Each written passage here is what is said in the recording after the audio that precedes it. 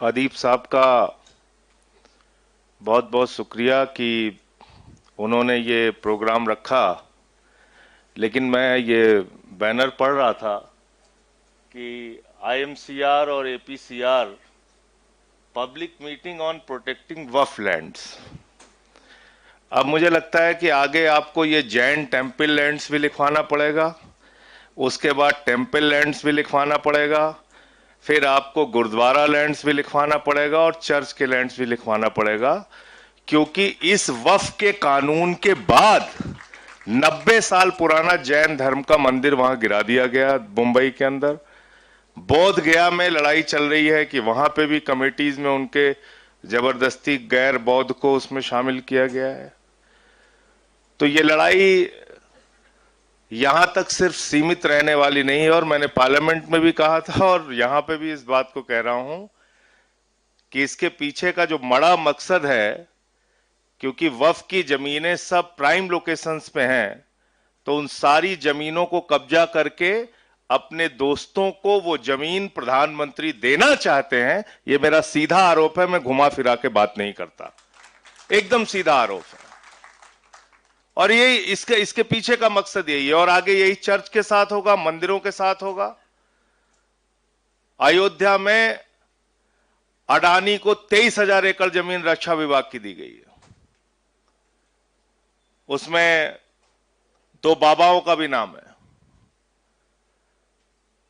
आपने एक कानून इस देश के अंदर बनाया, अभी हमारे साथी सांसद संविधान की बात करके गए। संविधान में कुछ आपको मौलिक अधिकार दिए गए जिसमें कहा गया कि इसमें कोई परिवर्तन नहीं होगा, ये तो आपका फंडामेंटल राइट्स है। और संविधान की धारा 25 से लेकर 28 तक, 29 तक यह बताती है कि हिंदुस्तान में रहने वाले हर नागरिक को अपनी धार्मिक मान्यताओं के हिसाब से पूजा करने की, अर्चना करने की, उपासना करने की, इबादत करने की, प्रेयर करने की, गुरु ग्रंथ साहब का पाठ करने की पूरी आजादी है, और अपनी धार्मिक संपत्तियों के प्रबंधन की पूरी आजादी है। इसमें कोई नरेंद्र मोदी और कोई बीजेपी वाला कुछ नहीं कर सकता। यह कानून हमको बाबा साहब डॉक्टर भीमराव अंबेडकर के द्वारा लिखे गए संविधान से मिला है। और यह बिल एक गैर संवैधानिक बिल है, इसलिए हम इसका विरोध कर रहे हैं। ये एक अनकॉन्स्टिट्यूशनल बिल है। और अभी सिन्हा साहब जब यहां पे बोल रहे थे, वो कह रहे थे कि एक प्रोपेगेंडा फैलाया गया इस बिल के लाने के पहले पूरे देश में। हिटलर के प्रचार सचिव का जिक्र भी उन्होंने किया। क्या क्या कहा गया? मैं जेपीसी का मेंबर था वक्फ कमेटी में, तो कहा गया कि साहब जिस भी जमीन को मुसलमान चाहे उसको वक्फ घोषित कर दे, और वक्फ बोर्ड कहता है ये वक्फ हो गई तो वक्फ हो गई। तो जब वक्फ बोर्ड के लोग आए वहां पे और सेंट्रल गवर्नमेंट के भी ऑफिसर बैठे हुए थे, तो हमने कहा कि ऐसा है क्या? कहने लगे नहीं साहब। हमने कहा तो क्या प्रक्रिया है? तो कहने लगे कि जिसकी जमीन है वो एक फॉर्म भरेगा, उस फॉर्म को भर के देगा कि हम ये अपनी जमीन वक्फ करना चाहते हैं, और उसके बाद आपत्ति के लिए एक समय दिया जाएगा कि ये जमीन, इंस्पेक्टर उसको जांच करेगा, सर्वेयर उसकी जांच करेगा, और आपत्ति के लिए एक निश्चित समय दिया जाएगा कि अगर किसी को इस जमीन के दान में कोई आपत्ति है तो अपनी आपत्ति दर्ज करा सकता है। उसके बाद वो समय निकल जाने के बाद वो संपत्ति वक्फ में दर्ज की जाती है। ये प्रक्रिया है। हमने कहा दूसरा, कह रहे हैं साहब ये 6 महीने के अंदर कागज देना होगा। तो एक सुप्रीम कोर्ट का एफिडेविट मिला वहां पे, जेपीसी के मीटिंग के दौरान जावेद भाई थे, आपने देखा होगा। गवर्नमेंट ऑफ इंडिया ने, यानी कि भारत सरकार ने, नरेंद्र मोदी जी की सरकार ने 2022 में सुप्रीम कोर्ट में लिख के दिया है कि हिंदुस्तान की 99.2% संपत्ति ऑनलाइन हो चुकी है, वामसी पोर्टल पे इसको पड़ा डाल चुके हैं, ये सारी जांच हो चुकी है, ये सब पंजीकृत हो चुकी है, और ये सारी की सारी प्रॉपर्टी रजिस्टर्ड है, इसके कागजात चेक किए जा चुके। तो हमने कहा फिर आपको क्यों कागज चाहिए? और एक स्टेटमेंट मिला मुझे उस समय के जो मुख्तार अब्बास नकवी साहब मंत्री थे उनका स्टेटमेंट था। उन्होंने कहा कि देश की 100% संपत्ति जो है वो डिजिटाइज्ड हो चुकी है, वक्फ की संपत्ति। फिर कागज किस बात के लिए आपको चाहिए? क्यों आप ये लाना चाहते हैं? इसके पीछे है मकसद झगड़ा कराने का। 100 साल पुराना, 150 साल पुराना, 300 साल पुराना किसी मंदिर का कागज भी आप मांग लेंगे, नहीं मिलेगा। मस्जिद का कागज मांग लेंगे, नहीं मिलेगा। किसी गुरुद्वारे का कागज मांग लेंगे, नहीं मिलेगा। चर्च का कागज मांग लेंगे, नहीं मिलेगा। तो आप इससे एक झगड़ा कराने की कोशिश कर रहे हैं ये कानून लाके कि आपको 6 महीने के अंदर कागज जमा करना पड़ेगा। दूसरी क्या खतरनाक बात इसमें लिखी है आपने इस वक्फ बिल के अंदर लिखा कि 5 साल का प्रैक्टिसिंग मुस्लिम होना चाहिए, तभी वो दान कर सकता है। अब पूरी दुनिया में कोई कानून आपको ऐसा नहीं मिलेगा जो कि यह कहे कि दान के लिए आपको पहले धार्मिक रीति रिवाजों को मानना पड़ेगा, तब आप दान कर सकते हैं। यह अद्भुत कानून हमारे प्रधानमंत्री नरेंद्र मोदी जी लेके आए हैं। कह रहे हैं दान करना है तो 5 साल के लिए आप प्रैक्टिसिंग मुस्लिम बनो। तो हमने कहा भैया तय कैसे करोगे? मुसलमानों के घर में सीसीटीवी कैमरा लगाओगे कि 5 वक्त की नमाज पढ़ रहे हैं कि नहीं पढ़ रहे हैं, रोजा रह रहे हैं कि नहीं रह रहे हैं, जुमे की नमाज पढ़ी कि नहीं पढ़ी, इन्होंने कैसे आप तय करेंगे? और मैंने यहां पे, मैं फिर दोहरा रहा हूं, मैंने जो वहां पे कहा फिर से यहां कह रहा हूं, मैंने कहा कि कोई आदमी हिंदू धर्म का मानने वाला हो, कोई आदमी सिख धर्म का मानने वाला हो, ईसाई धर्म का मानने वाला हो, इस्लाम धर्म का मानने वाला हो, या किसी भी धर्म को न मानता हो, नास्तिक हो, उसको भी दान करने से आप कतई रोक नहीं सकते हैं। दान होता है अपनी जमीन का, अपनी प्रॉपर्टी का, कोई भी आदमी कर सकता है। तो ये आपने एक कानून इसमें जबरदस्ती का डाल दिया। दूसरा, उनको वक्फ बोर्ड के आमदनी की बड़ी चिंता है आप लोगों की कि साहब वक्फ बोर्ड की आमदनी नहीं हो रही है, और सच्चर की कमेटी की रिपोर्ट में कहा गया है कि 12,000 करोड़ रुपए की आमदनी हो सकती है अगर इसका सही ढंग से इस्तेमाल किया जाए वक्फ प्रॉपर्टीज का। तो मैंने कहा भाई ज्यादा मेहनत मत कीजिए, आप सिर्फ एक अडानी को पकड़ के लेके आइए, वो नीरव मोदी को पकड़ के लेके आइए, 20,000 करोड़ रुपए उससे वसूलिए और 12,000 करोड़ रुपए आप वक्फ बोर्ड को दे दीजिए, 8,000 करोड़ आप अपने पास रख लीजिए। लेकिन सच्चर कमेटी की रिपोर्ट इतनी सीमित नहीं है, उसको बहुत छोटा करके दिखाया जा रहा है।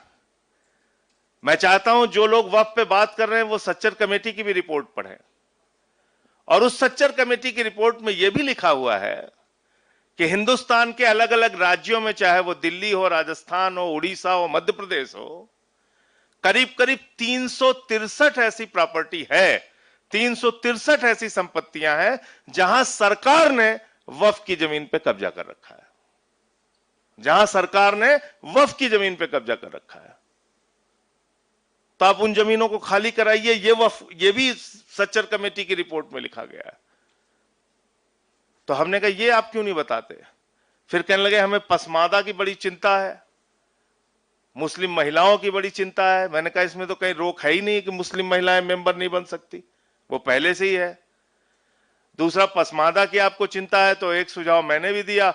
मैंने कहा भाई अगर आप ये चिंता आपको है तो ये चिंता आपको हिंदुओं के लिए भी सतानी चाहिए, और देश के 80% दलित, आदिवासी, पिछड़ा और महिलाओं को हिंदू संस्थानों के पुजारी बनाओ, कमेटियों में रखो, उनके बोर्ड में शामिल करो, तब आप बात करो। ये इस तरह की दोहरी बातें करने से फायदा नहीं है। दो तरफा आप चाल चलेंगे, ये ठीक नहीं है। और दो तरफा चाल हो रही है इस देश में, दो तरह के कानून का नजरिया है इस देश में।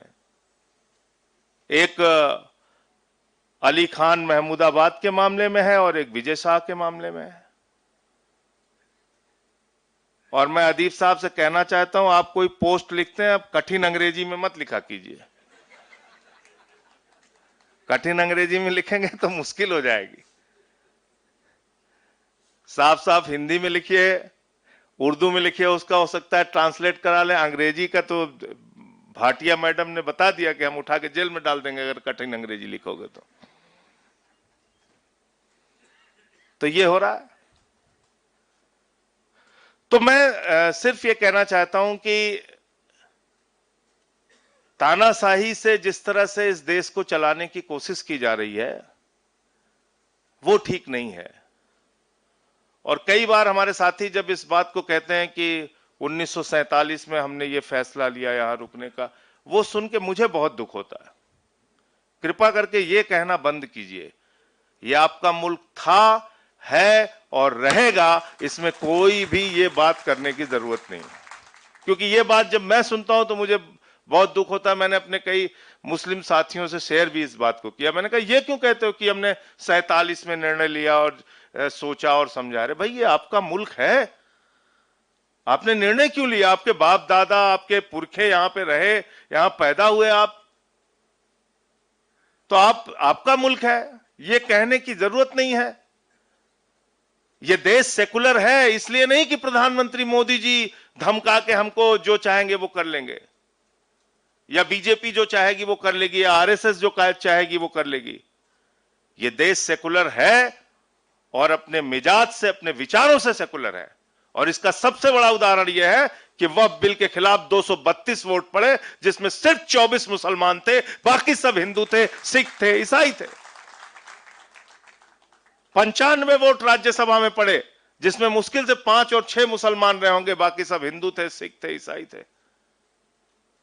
कोई भी गलत काम होगा उसके खिलाफ हम लोग आवाज उठाने के लिए खड़े रहेंगे, आपके साथ कंधे से कंधा मिला के खड़े रहेंगे। हो सकता है आज आपको लग रहा हो कि हम लोग कमजोरी की हालत में हैं। होता है राजनीति में, कभी किसी की संख्या ज्यादा हो गई, इसका मतलब क्या है मैदान छोड़ के भाग जाएंगे? बिल्कुल भागेंगे नहीं। आंख में आंख मिला के इनसे लड़ाई लड़ेंगे, अपने हक के लिए, संविधान के लिए, जायज बातों के लिए। उसमें पीछे हटने की कोई आवश्यकता नहीं है। तो इसलिए मुझे लगता है यह कहना बिल्कुल बंद करना चाहिए कि हमने 47 में फैसला लिया। यह आपका ही मुल्क है, आपने क्या फैसला लिया? आपका मुल्क है ये, और ये एक सेकुलर मुल्क है। ये संख्या बल का खेल तो बदलता रहता है। अभी पूरे देश ने दिखाया ना, पहलगाम की घटना के बाद पूरे हिंदुस्तान ने दिखाया कि हिंदुस्तान एक सेकुलर मुल्क है। पहलगाम की घटना के बाद कश्मीर के गलियों में, मोहल्लों में, गांवों में, लाल चौक तक में प्रदर्शन हुआ और सबने कहा यह निंदनीय घटना है, इसकी हम भर्त्सना करते हैं, हम इसके खिलाफ हैं। और रो रो के लोगों ने इस बात को कहा। अभी आपने ऑपरेशन सिंदूर शुरू किया, पूरे देश के मुसलमान आपके साथ खड़े हुए। मस्जिदों में उन्होंने ऐलान किया कि हम इस मामले में भारत की सरकार के साथ हैं। सर्वदलीय बैठक में हमने कहा कि हम साथ में हैं। हां, मार्केटिंग करने के लिए हम साथ में नहीं हैं। मार्केटिंग मुबारक हो मोदी जी को। आज उन्होंने बोला है कि हमारे शरीर में गरम खून नहीं बह रहा है, गरम सिंदूर बह रहा है। मुझे शर्म आई ये बात सुनकर, भारत के प्रधानमंत्री की ये बात। अभी ऑपरेशन सिंदूर जारी है। अभी वो 4 आतंकवादी पकड़े नहीं गए जिन्होंने हमारे बहनों के सिंदूर उजाड़े, और आपने उसकी मार्केटिंग शुरू कर दी। आपने उसके नाम पे वोट बटोरना शुरू कर दिया। चश्मा लगा के और सेना का ड्रेस पहन के और बड़े बड़े पोस्टर होर्डिंग लगवा के आप घूम रहे हैं। सर्वदलीय बैठक में आपको आने की फुर्सत नहीं है, आप बिहार के चुनाव में जाके रैली संबोधित कर रहे हैं। फिल्मी सितारों को संबोधित कर रहे हैं मुंबई में, केरल में उद्घाटन कर रहे हैं, आंध्र में उद्घाटन कर रहे हैं। 73 देशों की आपने यात्रा की, 124 बार विदेश की यात्रा की। आपको अब समझ में आया कि सर्वदलीय संसदीय दल भेजना चाहिए।